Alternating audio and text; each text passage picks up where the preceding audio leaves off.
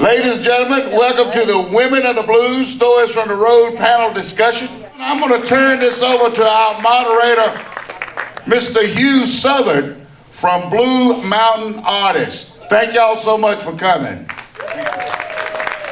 Hello, everyone. Tonight we're here to talk about the unique, not necessarily problems, but situations that go on with being a female artist in the blues world and a female artist in the music world in general. And what I'd like to do is kind of break it into whatever they want to do, but break it into on the business side and into the personal side and let them kind of run with it, whichever way they want to go.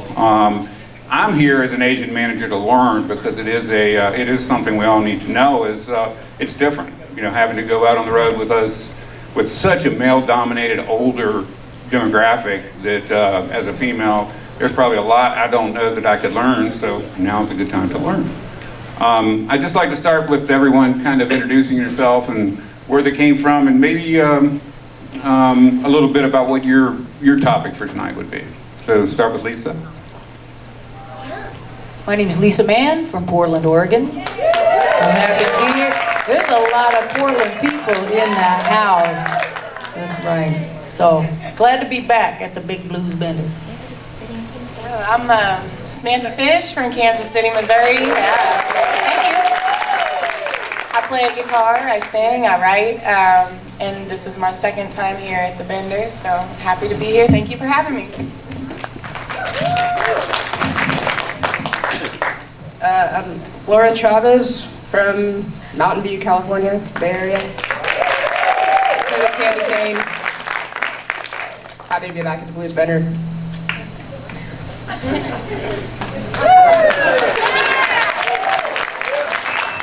Coffee is not my thing.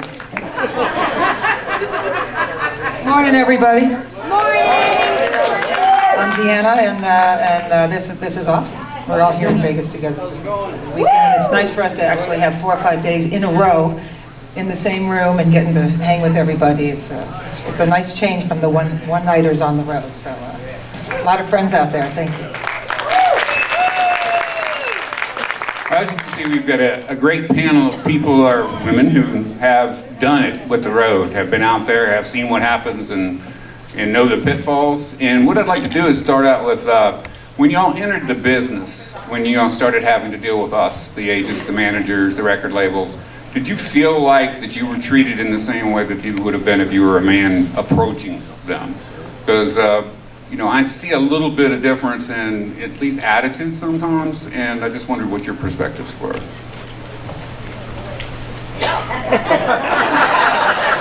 Never being a man. It's different. That's always my answer to like, well, I've never been a man. I've never been a man, so I don't only really this one know. Perspective. I mean, it's difficult anyway. I think it's very challenging, as we all know, to find a way to do what you love and what you need to do, and handle both the business and the personal side of it, which is very, very different. Yeah. I don't know how you guys feel about it. Well, yeah, I definitely say, I mean, there are some frustrating aspects of being a female in the music industry. You know, there's times where I felt at a disadvantage, but then, you know, at other times it works out because sometimes, you know, people have been intrigued because I'm a female guitar player, so, you know, there's pros and cons to it, but yeah. Like I said, I haven't been a man. Well, as an agent, again, for 20 years doing this and being a guy, I've just noticed that the women that are in this business don't seem to approach me themselves as much as they do have a representative come to me. And where the guys in this business will come to me, and yes, I can't name, I've worked with at least 30 or 40 different female musicians, and probably 3/4 of them were represented by someone. And on the male side of it, especially entering into it, they were almost always, the band leader was who I talked to.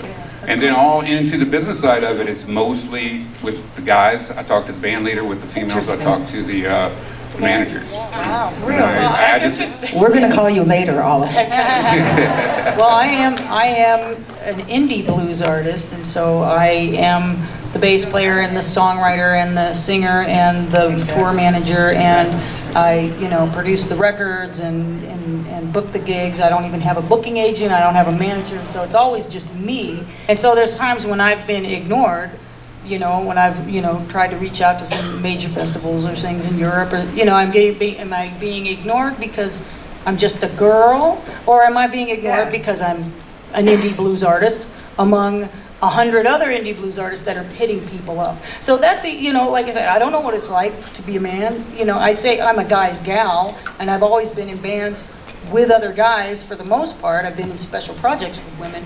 But yeah, sometimes you wonder if that has something to do with it. But for the most part, I haven't experienced sexism, like direct sexism, in a long time, since the days of I'd go into a music store and they'd say, "Are you waiting for somebody? Are you here with your boyfriend?" Are you It's going like, to pick up your flute? it's like, I think for a lot of us, I never go there first. I think if something's awry, I never go to the gender place No. as an excuse. I think maybe I'm just not bringing it, and I have to go work harder at what I do, and that kind of thing.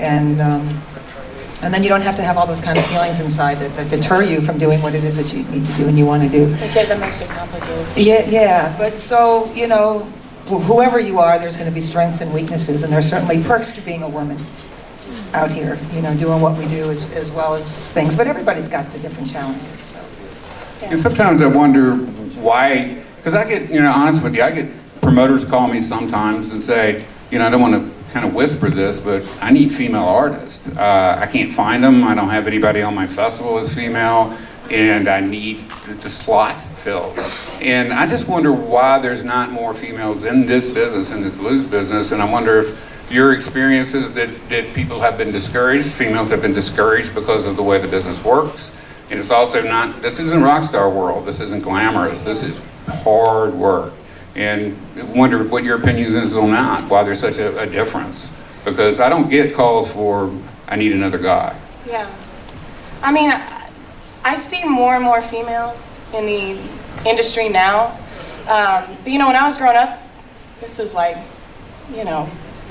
10 minutes ago. Yeah, exactly. I mean, I was 13 years old, and the first concert I ever saw was Sheryl Crow. And it blew my mind because she was playing guitar and bass and piano, and I just had never seen a woman play an instrument. And I don't know if it was something, bred into me for a long time ago, but I was like, this isn't what girls do, It took a while for me to wrap my head around like playing guitar, because all I'd ever seen was like guys playing, until I dug a little deeper.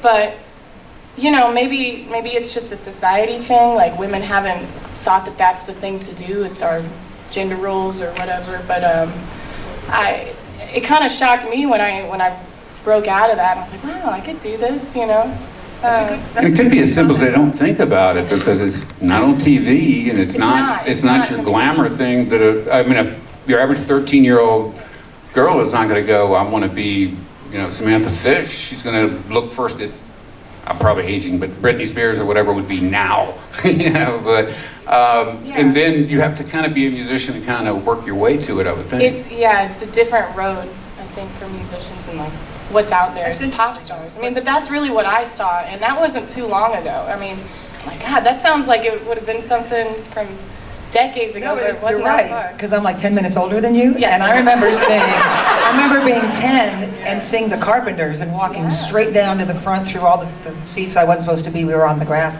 because Karen Carpenter got up and went around and started playing the drums. Yeah. And I'm like, well, whoa, wait a minute. Isn't that weird though? Like it's just kind of been ingrained though, that at least it was for me. I mean, I grew up in a city. I wasn't deprived of people, it just was kind of what was inside. But Well, if you think about like women's sports and women's basketball, and I've heard some guys say, they don't think the women can play as well as the men. But if you think about, Title IX wasn't even, that long ago. It was in the 70s.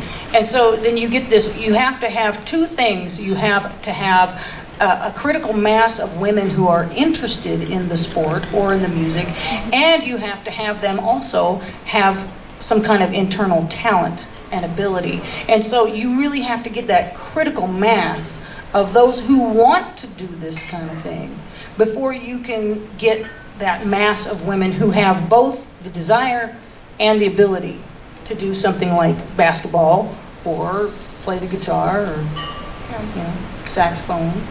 I think we had a big gap for a little bit in the blues world where it aged quickly and there wasn't anybody coming up, so there was a hole. And then I see the hole filling back up again, but it's harder than ever to be an artist. I know you guys out on the road now, it's completely different with the festival situation and everyone doing that instead of going to clubs to see bands, so you can't connect and all that stuff's hard. But that kind of leads to the road, which is where a few of you make your living and constantly are up and down. I know that's hard for females sometimes. When I'm on the phone with promoters and I say, I need 4 rooms because I have a female in the band who doesn't want to be changing clothes with 3 other hairy men and stinking up the room and would like some control. And sometimes they don't get it, and I can't understand why they don't get it, but it's because they've never dealt with it before. They don't either that they don't have a daughter or wife either, apparently. Yeah, right. But are there any examples of that? Have you run into that along the way? Oh, I think we probably all have run into that on the road. How much time do we have? We have 40 minutes. Go for it. No, really, I mean, it's kind of, again, when we're talking about our business here, having them know that there's going to be this, but I think it's going to improve along the way. Again, as people like myself know this information so we can say it to the people on the other side of the lines that these are our expectations. Yeah. I just never cared if I shared a room with a guy. I don't care. I never cared. I'm like, I'll go change in the bathroom. I don't care. And if you're on the road together, Yeah. they're like, some of my best girlfriends are men. I've been on the road for 37 years, so you get comfortable, and sometimes you can't get the 4th room or the 3rd room or the 5th room, or you get waylaid because of weather or all kinds of things that happen. So, besides who the people are that you play with on stage, you have to get along with in life as much as on stage, because you're a little family out there. So, I just like having my own room for my own sanity. It's not a sex thing. I just, you like having your space, Nice. TV control. Well, that's what I always hear is, I want the control of the road. Most of my people, male or female, say, the most important thing is not being at the Hilton, it's being at a place where I can lock the door and my equipment's safe, that I can have control of the remote control, and I can have control of the bathroom. That is big. So I think if you got that, you're pretty good. Yeah. And continuing into kind of getting more towards the personal side of it is, as you guys have to go out on the road and leave people at home, which anyone in this business has to, leave your wife, your children, your animals, your life behind, do you think it affects the females differently than it does the guys on the road? And it has to in some direction, but what are your experiences with this, or what have you seen? Because I've seen a lot of people drop out over a period of time. It was too hard. I have a child. You have a child. Well, she's 21 now. But yeah, it's, you guys, do you have? I have a parrot. Aww. What's his name? His name's Zuma. Does he say anything? He says bad words. Really? Yeah. Like what? I'm sorry, I wrote here. He says hello. He says goodbye. He says F you. He says asshole. How's the gig? Does he say how's the gig? And then he goes to bird camp with 100 other birds where he's boarding. And Bird camp? then they learn the words that he's saying. And then there's bird camp? Bird camp. He's at bird camp. So that's all I have were to you deal with. Working. Sorry, I was expensive. intrigued by this. Okay.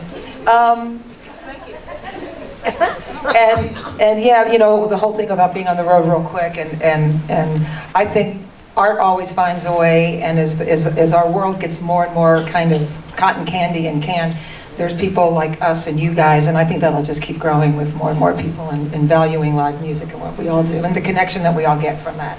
I don't think that's going to go away, and I don't think it can. But as when I had my daughter, it does change things. It's different for any parent, and you have to find the balance. It's very challenging. It can be done. You might have to change things a different way, but at the same time, the people that you're out there with, you sort of become, that much more of a family. And I might get a call, and the guys are rallying on me because Alex is calling me, and it turns out it's like a middle school fire. Somebody said something, and she had to call her. Mom, give me another word for this, for a test. And I yelled at everybody, hey, anybody got it? What's another word for ravenous? So, and I was worried about it, and I cut back, but she always knew she could, as all of our important people do. Don't think about where we are. Don't think about what time it is, what time zone we're in, what country we're in. If you want to talk, just call, which helps. And I cut it down, obviously, when I feel like I was missing too much and less. But you also get a lot of stuff from that, There's a lot of stuff when you're compelled to do this, and I think you're more compelled to do this than want to do this when you're on the road like this. But you get to use all that stuff too in your music and take it back. And my daughter still likes me, It's a blessing when you have people who understand. I'm married to another bass player, musician, who also travels. And, we miss each other, and we call and we Skype, but I haven't traveled that much. But yeah, and you have nice reunions. But it's really nice when you have somebody who gets it, I wonder if it's possible for someone that's not in the business at all to get it, or how hard it is to get it. Because I've seen both sides. I've seen the relationships fall apart, and the artists go back and give up because they at home was a spouse, boyfriend, whatever, that just couldn't stand the thought of their wife in a van with 6 guys every night of the week, and sharing hotel rooms and fans and beloved and all that. It takes a special person to understand and be patient, I would think. You need a support system when you do this, because it really, it's the biggest part of my life. Going out and touring, it's all encompassing. You really need a good support system at home, people who understand. And hey, look who's here. Hi.